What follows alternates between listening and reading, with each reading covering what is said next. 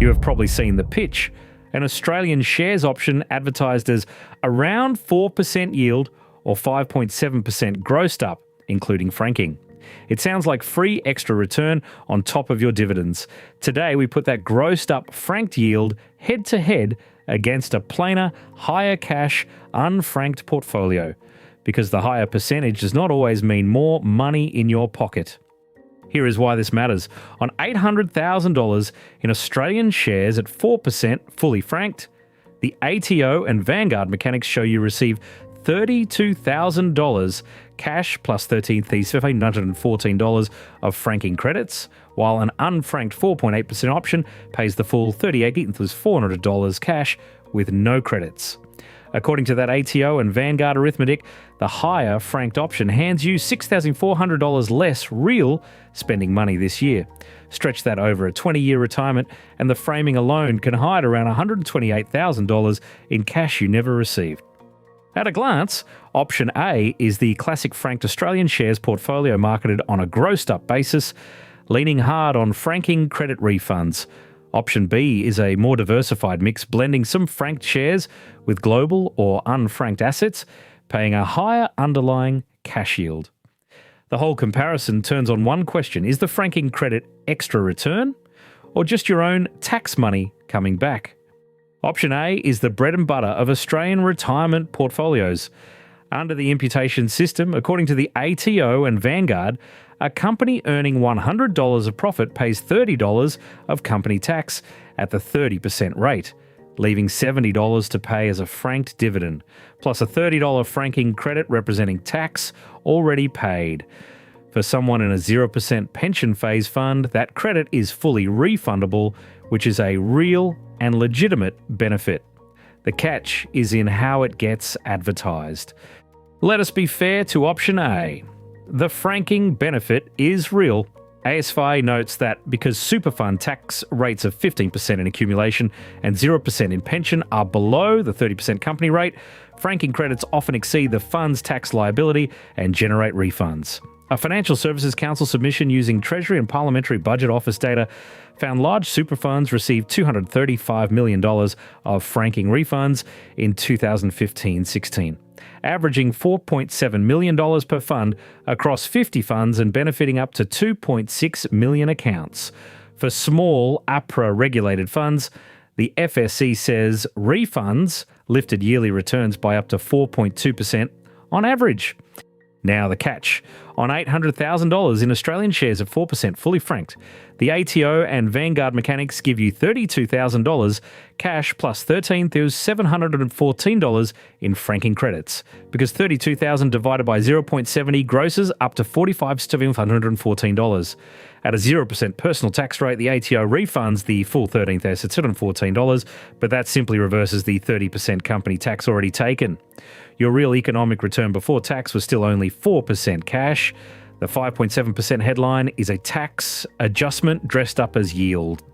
Option B flips the priority from franking optics to real cash and diversification. Take an $800,000 portfolio at a 4.8% unfranked cash yield. Using Vanguard's yield framing, that is $38,400 in your hand with no franking credits at all. And at a 0% pension tax rate, you keep every dollar. It suits low-tax retirees who care about actual spending money and who want to spread risk beyond one domestic market rather than chasing the highest grossed-up percentage on a brochure. Here is option B's strongest case. On a $1 million SMSF in pension phase, a fully franked Australian shares portfolio at 4% pays $40,000 cash plus a $17,143 refund that merely reverses company tax. A balanced portfolio of 50% franked shares and 50% diversified assets, yielding 5% pays $20,000 plus $25,000, totaling $45,000 of real cash, and still collects an $8,571 refund on the franked half. That is $5,000 more spendable cash a year, or roughly $125,000 over a 25-year retirement using these ATO and Vanguard mechanics. Option B is not free of trade-offs. By cutting your franked weighting, you forgo credits on the unfranked slice, and ASFA cites academic work by Hathaway and Officer 2004, finding that 17 to 70 cents in the dollar of franking credits is already capitalised into Australian share prices, with another study putting it near 50 cents. So part of franking's value is baked into prices you would partly step away from.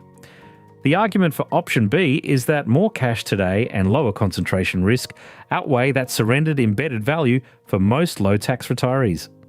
Let us score the money criteria. On framing, option A's 5.7% grossed up number flatters the brochure.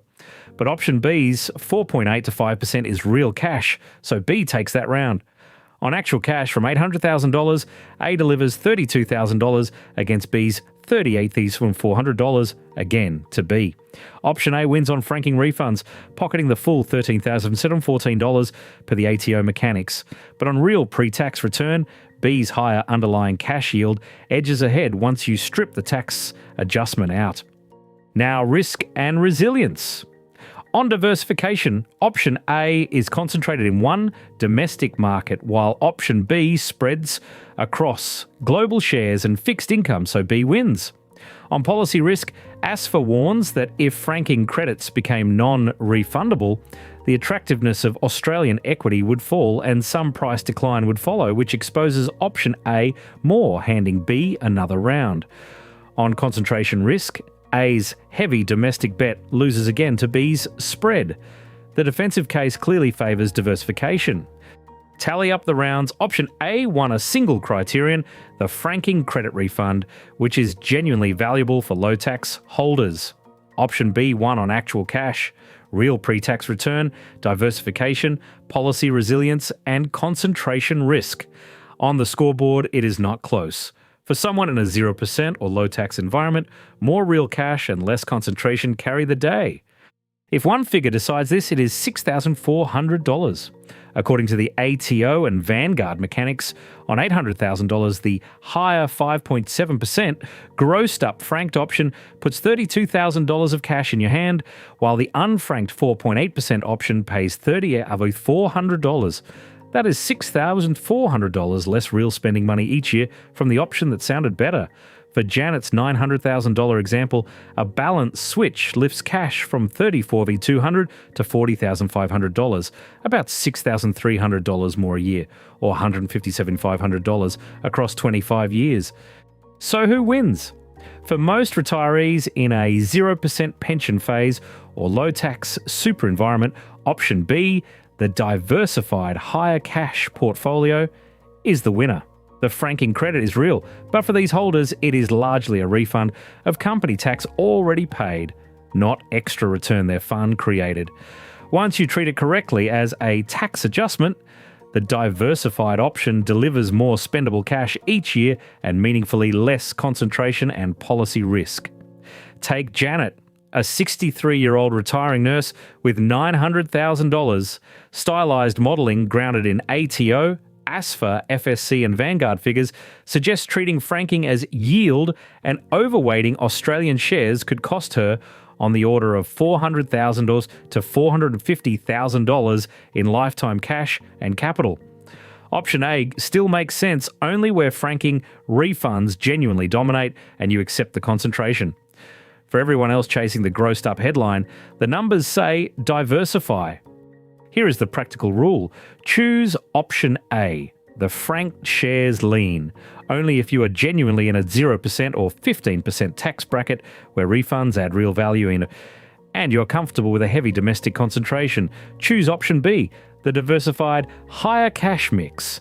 If you want the most real spending money each year, value diversification across global shares and fixed income, and want insulation from franking policy changes. The key move for everyone is the same.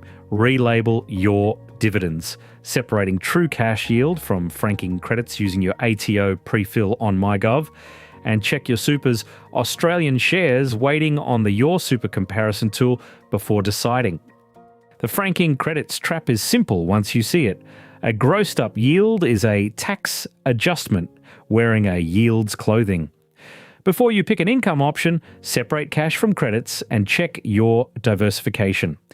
Subscribe to The Fine Print for more head-to-head breakdowns that put the real numbers ahead of the marketing.